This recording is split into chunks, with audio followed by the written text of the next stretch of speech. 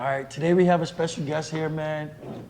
This is a young man, one of the upcoming future stars of our sport, current, one of the hottest fighters out. We have Kevin Walker with us. AKA K Swift. What's going on, Kev? Man, nothing much, man. Thank you guys for having me. I'm a huge fan of what you guys are doing. Man, anytime, anytime. Anybody making noise like you are, we'd be glad to have you anytime you're around. So I hear that, you spar all the time, that when you're not training, that you're traveling the United States on a tournament tour. Is that correct? Well, that's somewhat correct. I guess you can never really say I'm not training at any point in time because I'm doing some kind of work, whether it's competing 2-3 times a weekend, every other weekend. I'm just trying to get out and fight as many people as possible. Awesome. So, what do you think has been some of the toughest things to come in your direction since you've been this hot and been on your a winning streak, since you've been getting at everybody? Well, basically, I just try to make sure every performance is better than the next. Every time I fight, I'm never fully satisfied with how I competed. So I just try to take the things I did well, improve upon those, and the things I didn't do so well, extra improve upon those, have extra improvements on those types of things. You recently, at the Battle of Atlanta, you had a close match in the overall. Now, take me to that match between you and who was the other young man you were fighting? I believe that was with Justin Ortiz. Yeah, Justin Ortiz from Team Paul Mitchell. You guys, that fight was amazing, but you guys both seemed to be so strategic, and you guys were not trying to make any mistakes. Take me back to that match, and what were you thinking? What was going through your head? Definitely. In that match, well, first and foremost, I was thinking defend home court. I'm fighting at the Battle of Atlanta, and a great fighter once said he's never in his lifetime fought somebody out of Atlanta, let alone watch somebody from Atlanta fight for the overall. So that was one thing that was playing back and forth in my mind. And then two, I was fighting a very familiar foe, one of my great friends in the sport, former teammate Justin Ortiz. So it was a very highly calculated match. He didn't want to make any mistakes, didn't want to get kicked in the head too many times. I didn't want to run into any spins. I'm sure he didn't want to get hit by any reverse punches or anything of that nature. So, we just try to take those things into the match and be the first to capitalize and exploit off of the other person's mistakes. Now, Kevin, you had a lot of you got a lot of fight time for a 21-year-old. What age did you officially start fighting in the adult division? Well, I started officially fighting in the adult division locally and regionally at the age of 14, and nationally at 17. So that's early, in someone's career to fight that, type of division at 14, 15. How has that, affected you, to this day? Yeah, a lot of times when you see it, it's both positive and negative. I think I got the very long end of the stick by fighting starting at such a young age, because here in Atlanta we have a hotbed of talent. So I've been fighting a lot of great fighters that can win on a national scene on any given day, and just been doing that from the age of 14 all the way up to now. So that's 7 years of consistently competing, and I usually do like 30 tournaments a year at least.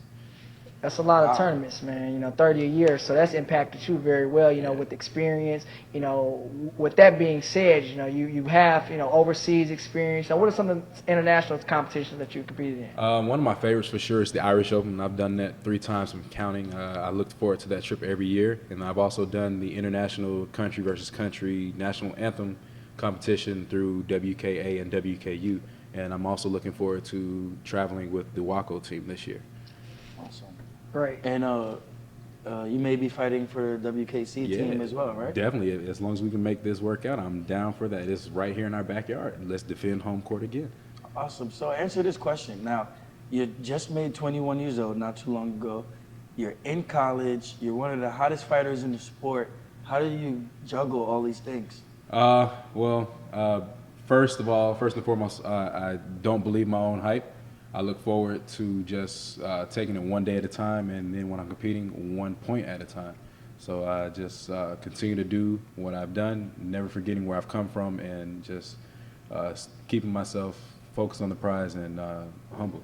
And how do you deal with being that you're so young and your experience in you've had a humble start. Like, you when you got into the men's division, well, or not to say you were taking overalls or anything like that right away, but now, you started heating up, and now you're heated and you're staying there and getting better every time.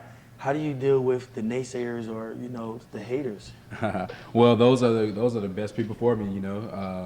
It helps me keep a level head, and then I guess it's something to prove, even though I really don't hear anything, and if I do, I pay no attention to it.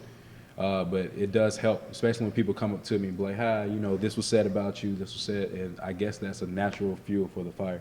But confidence has never been an issue. I've come in, and even as the young 17 and 18-year-old fighter, I always had the confidence that I could win the overalls, and just tough matches here or there.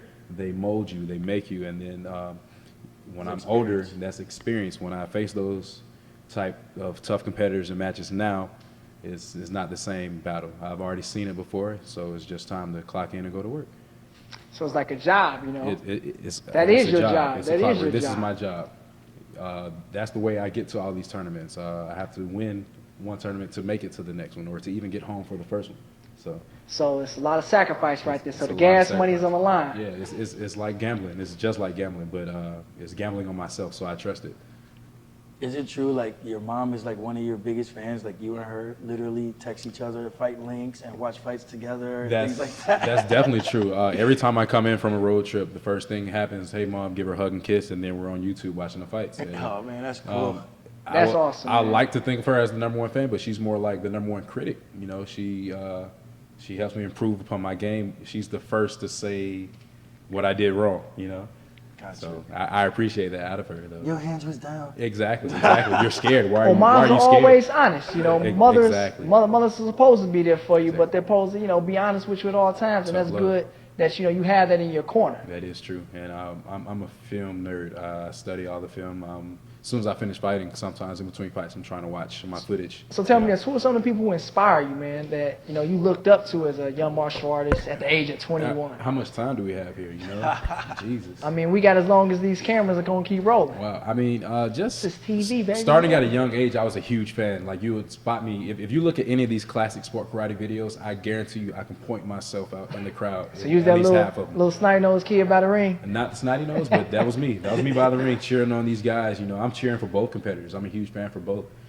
So name some names, like some people who you looked up to, inspired you. Like, all right, I want to do what that guy does. You come from a good pedigree. For your instructor. One of the greatest of all time, super lightweights, Tony Young. So Mr. Tony tell me, Young. I'm sure he's on your list. But Exactly. were there any others that you can point out, or just tell us a little bit about that? Those guys that definitely were doing it before I even started competing. Your Tony Youngs, your Anthony Prices of the world. Your Pedro Xavier's, your Mafia Holloways, those are the guys that I looked up to before I even started competing. And then once I started competing, traveling to tournaments, my favorites at those times were definitely Raymond Daniels, at that time Jason Tankson Borelli. I love Preston Clemens and Trevor Nash. Those were the guys I used to mold my fight game off of. And if you watch me fight, you can see how I just would study those guys, and I would try to make their game my game, and I would try to pick apart everybody. I wanted to kick well, I wanted to punch well, I wanted to move well. I want to do everything. So you want to do everything. Speaking of everything, I hear that you do forums. Yes. It